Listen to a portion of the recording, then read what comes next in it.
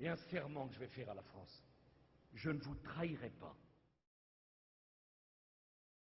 Pour le gamin des cités, il n'aura jamais le droit à ce qu'on comprenne que non, c'est pas VIP, non, c'est pas le Club Med. Le gamin des cités, il n'aura jamais droit aux plaidoiries de grands avocats qui expliquent comment l'affaire est bien plus compliquée. Il aura, je suis tout à fait d'accord avec tout ce que vous avez dit, vraiment. Merci. Ce qui m'interpelle en fait, c'est que malheureusement, cette attitude, cette bienveillance, cette compréhension de ce que fait la prison, de tout ça, n'est possible dans ce moment-là que parce qu'il s'agit de Nicolas Sarkozy. Moi, c'est ça qui me serre le cœur. C'est parce que vous disiez, pour le gamin des cités, il n'aura jamais le droit à ce qu'on comprenne que non, c'est pas VIP, non, c'est pas le Club Med. Le gamin des cités, il n'aura jamais droit aux plaidoiries de grands avocats qui expliquent comment l'affaire est bien plus compliquée. Il aura droit, par contre, à un déluge de discours, notamment, effectivement, des mêmes gens qui, aujourd'hui, sont d'une bienveillance avec M. Nicolas Sarkozy en expliquant à quel point c'est une injustice. Ces mêmes gens. Mais est-ce que la décision de la justice ne prouve pas l'inverse aujourd'hui? Est-ce que la décision de la justice ne montre pas finalement que Nicolas Sarkozy est traité comme tous les autres justiciables? Eh bien, si ça n'était pas, de mon point de vue, une exception, on pourrait s'en féliciter. Mais il y a trop, et ce que vous dites est extrêmement fort et puissant. Parce qu'il y a trop, et je termine là-dessus, excusez-moi, mais il y a trop de gens, en fait, qui subissent les politiques et la pseudo-fermeté et qui voient effectivement leur vie brisée. Parce que Nicolas Sarkozy, je ne sais pas combien d'années de prison il va faire, mais quand il va sortir, il aura de quoi, en fait, avoir la possibilité de se réparer. Et il y a trop de gens dont la vie est complètement brisée, en fait, par ce qu'on leur inflige. Et on leur inflige parce qu'il y a des politiques qui, aujourd'hui, expliquent que Nicolas Sarkozy n'a rien à faire en prison et qui sont sans pitié, tolérance zéro, pour des dizaines et des dizaines de gens qui, parfois même, ne sortent pas de prison, parce qu'ils finissent par en finir, en fait, en prison. Je vous donne la parole, c'est ça que je trouve extrêmement grave dans tout le débat politique. Vous avez suivi pendant des semaines ce procès. Je me souviens qu'un jour, vous m'avez, pardon pour l'expression, chopé dans le couloir ici, et vous m'avez dit, Maxime, tu ne comprends pas ce qui est en train de se passer. Ce procès est dingue. Nicolas Sarkozy risque réellement d'aller en prison. C'était il y a des mois, c'était au moment du procès. Oui, je dis ça parce qu'il y a toujours dans ces procès deux procès. Le procès du dedans, le vrai procès, le seul procès judiciaire, le procès de l'audience, avec ses moments forts, ses tournants, et puis toute une petite musique qui s'installe. Au début de cette affaire libyenne, rien n'était fait, parce que c'est vrai que l'accusation, elle était ancienne, complexe, rien n'était fait. J'aurais dit au début de l'audience, on verra. Et puis à la fin de cette audience, d'ailleurs la présidente, elle avait posé une question, Nicolas Sarkozy, et à tous les autres, elle leur avait dit, messieurs approchez de là-bas, est-ce que vous avez pu vous expliquer ? Et tous, sans exception, Nicolas Sarkozy en premier, ils ont dit « Mais Madame la Présidente, merci, oui, nous avons pu nous expliquer ». Donc c'est vrai qu'aujourd'hui, on comprend, quand il utilise le mot haine, on comprend son choc. Mais disons qu'à la fin des 38 journées, il avait l'impression de s'être expliqué. Mais il y avait quelque chose de différent dans cette audience, Maxime. Quelque chose qui faisait que cette audience correctionnelle n'avait rien à voir avec les autres. C'est la présence des victimes de l'attentat du DC-10, avec en tête Maryvonne Ravenot. Il faut lui rendre hommage parce que cette femme a été, dans son témoignage, bouleversante. Elle est arrivée à la barre et elle a dit « Madame la Présidente, je n'ai pas vraiment de déclaration à vous faire. Je vous propose simplement de lire la lettre que j'avais écrite en juillet 2007 au président de la République de l'époque et qui, à ce jour, n'a reçu aucune réponse. » C'était Nicolas Sarkozy. Alors, Nicolas Sarkozy, il était là, à 1 mètre d'elle. Il a voulu bondir et répliquer tout de suite. La présidente lui a dit « Monsieur Sarkozy, vous prendrez la parole quand je vous la donnerai aujourd'hui. » Elle vend un peu la voix. Et qu'est-ce qu'elle disait, cette lettre, à l'époque? Elle disait qu'en 89, le Boeing, le DC-10 d'UTA, avec 170 personnes à bord, 54 Français, avait sauté par une bombe libyenne. Une bombe armée par Abdallah Senoussi. Alors, Abdallah Senoussi... Avant ce procès, personne d'entre nous n'aurait connu son nom. Mais dans ce procès, il a été question de lui tout le temps, tous les jours. Pourquoi? C'est simple à comprendre. En 2 jours, en octobre et décembre 2005, Brice Hortefeux et Claude Guéant sont allés voir ce Senoussi avec Ziad Takedine pour, c'est le jugement de ce soir, c'est la décision judiciaire de ce soir, pour fomenter une association de malfaiteurs. C'est ce que dit le tribunal, Alexandra.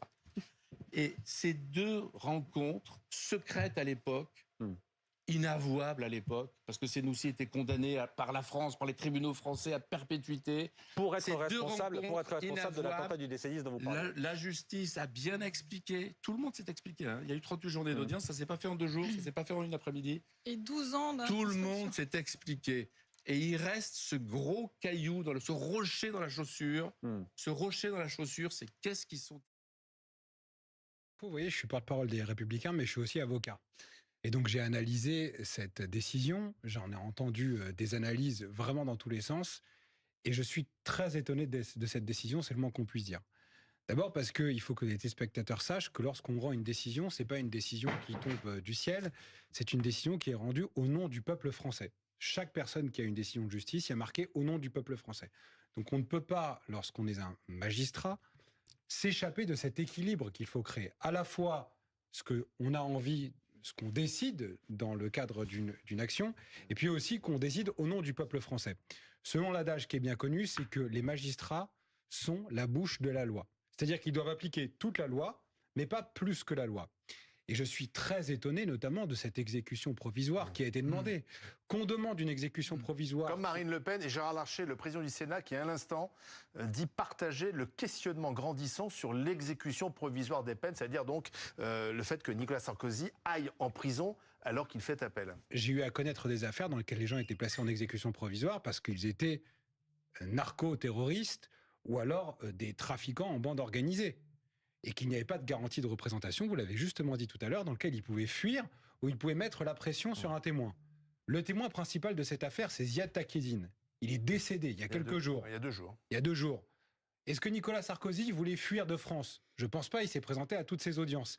Et enfin, dernier point, est-ce qu'il était possible potentiellement de faire en sorte que Nicolas Sarkozy puisse éviter de passer par la case prison en lui proposant quand même de se défendre sur un truc qui est absolument fou, et je voudrais en parler parce que, pardon, mais il n'y a aucun invité qui en a parlé ce soir.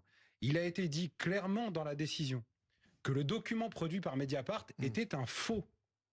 Ça pose donc une question grave ce soir, c'est-à-dire la collusion frauduleuse, et mon terme est volontaire, qui existe entre certaines personnes dans l'autorité judiciaire et des médias qui se croient tout permis. Alors, je ne peux pas vous dire ça. Je suis désolée. Je termine juste mon propos et vous direz ce que vous voulez. Mediapart se prend pour un média à part. Et le secret de l'instruction est violé en permanence. Et vous me direz ce que vous pensez tout à l'heure, mais je vais vous donner une illustration. Moi, en tant qu'avocat, une fois un jour, on m'appelle et on me dit « Oh, Maître Haddad, vous avez été désigné par un tel. » C'était Mediapart qui m'appelait pour m'apprendre que j'avais peut-être un client alors que je ne savais moi-même même pas que j'ai été désigné. Donc cette collusion, il faut qu'on en tire des conséquences et qu'on se dise, mince, pour Sarkozy ou pour n'importe quel justiciable, ce n'est pas possible qu'en permanence, les gens soient accusés sur la base de faux. Et je rappelle, pour terminer, que le faux qui a été donné par Mediapart a été donné, oh, comme c'est bizarre, en avril 2012, entre les 2 tours de la présidentielle. Alors, il y a un serment que je vais faire à la France. Je ne vous trahirai pas. Je ne vous mentirai pas. Je n'ai jamais été christinocrète pour l'immigration zéro. Il faut déclarer comme objectif le quota zéro d'immigration. Sur les 15 pays de l'Union avant l'élargissement, il y en a 14 qui ont un ministère d'immigration, un seul qui n'en a pas, c'est nous. Parmi les 14, 6 n'ont aucun ministère ou secrétariat d'État spécifique. En fait, il y en a un seul qui a quelque chose qui se rapproche un peu de ce que M. Sarkozy propose. Ce sont les Anglais. Je veux être le président de la France des droits de l'homme. Je n'accepte pas le sort que l'on fait aux dissidents dans de nombreux pays. Je n'accepte pas la répression contre les journalistes que l'on assassine ou que l'on veut bâillonner. Le silence est complice. Je ne veux être complice. Al-Assad est accueilli en bas des marches. À travers le monde, tous ceux qui ont fait l'expérience de renoncer à la défense des droits de l'homme au bénéfice de contrats n'ont pas eu les contrats et ont perdu sur le terrain des valeurs. La guerre en Afghanistan divise la classe politique. À l'Assemblée nationale, François Fillon annonce un renfort de quelques centaines de soldats français. La gauche parle d'alignement sur les États-Unis. Souvenez-vous, pendant la campagne présidentielle, ce que disait le candidat Nicolas Sarkozy. Est-ce que vous pensez que les troupes françaises ont toujours leur place en Afghanistan ou il faut à terme envisager un départ? Les troupes françaises à cet endroit du monde ne me semblent pas décisives. Mais même s'il faut poursuivre, je dirais, une présence pour empêcher les talibans de revenir au pouvoir? Je vous ai dit quelle était ma réponse. Sur les remboursements des frais dentaires, des lunettes. Allez-y. Bon, les remboursements pour les lunettes et les prothèses, les Français ont un remboursement qui ne doit pas être supérieur à 30%. J'ai proposé qu'on porte les remboursements jusqu'à 50%. Le gouvernement souhaite confier aux mutuelles la totalité des remboursements des frais d'optique. Lunettes et lentilles ne seraient plus remboursées par l'assurance maladie. Si vous transférez les dépenses qui étaient auparavant remboursées par l'assurance maladie, si vous les transférez sur les complémentaires santé, ce sont des charges nouvelles, donc il faut des augmentations de cotisation. Après l'optique, les frais dentaires pourraient également subir un désengagement de la sécurité sociale. Or, 8% des Français ne bénéficient pas de mutuelle santé complémentaire. Madame, excusez-moi, est-ce que vous pourriez juste nous confirmer, savoir si les frais d'optique ou voire d'autres frais vont être déremboursés par la sécurité sociale? Les médicaments, justement. Je ne suis pas d'accord avec la franchise par boîte de médicaments parce que ça pénalise celui qui est très malade. Sur chaque recours au système de santé,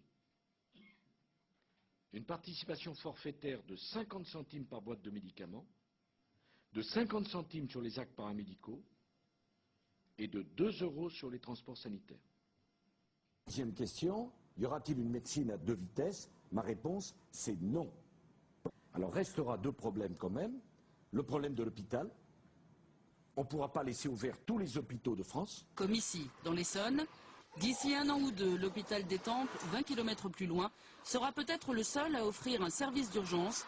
Il n'y aura pas de privatisation d'EDF et Gaz de France. C'est clair, c'est simple et c'est net. Il est en effet clair qu'EDF et Gaz de France, nous devons les transformer d'établissements publics en sociétés anonymes. Depuis le début de l'année, les prix du gaz ont progressé de 9,5%. Les tarifs ont régulièrement augmenté, comme le montre ce graphique, plus 25% en 3 ans. Un mot sur le financement de l'audiovisuel public. Sur la question de la redevance, Nicolas Sarkozy a finalement changé d'avis. Le chef de l'État a annoncé hier à des professionnels qu'il acceptait de l'indexer sur le coût de la vie. La semaine dernière, il s'était opposé à une hausse même de 2 € de la redevance. Je me suis engagé toujours à ce qu'il n'y ait pas d'augmentation de la redevance. Le 2 €. Mais écoutez, oui. Je veux, si je suis élu président de la République, que d'ici à 2 ans, plus personne ne soit obligé de dormir sur le trottoir. En janvier dernier, un plan d'action pour les sans-abri prévoyait la création de 27 000 places. On est aujourd'hui loin du compte. 3 millions d'entre vous qui ont une retraite inférieure au minimum vieillesse. J'augmenterai de 25% vos retraites. Pour les retraités cette fois, qui verront leur retraite augmenter de 1%. Ma conviction, c'est qu'une des questions centrales pour la France, c'est celle du pouvoir d'achat des Français. Il ne reste pas assez quand on a travaillé tout le mois. Je veux être le candidat du pouvoir d'achat. Je veux être le candidat de l'augmentation des salaires. Puisqu'on sait ce qu'il faut faire, on va le faire. Alors, s'agissant d'ailleurs du pouvoir d'achat, qu'est-ce que vous attendez de moi? Réduire le débat politique français à la seule question du pouvoir d'achat, c'est absurde. Si c'est ça votre conception de politique, ben on se trompe, on ne parle pas de la même chose. Je n'ai jamais voulu monter une catégorie de Français contre une autre. Mais je dis qu'il faut savoir terminer une grève. Désormais, quand il y a une grève en France, personne ne s'en aperçoit. Il faut absolument que les... L'actualité continue et nous on se retrouve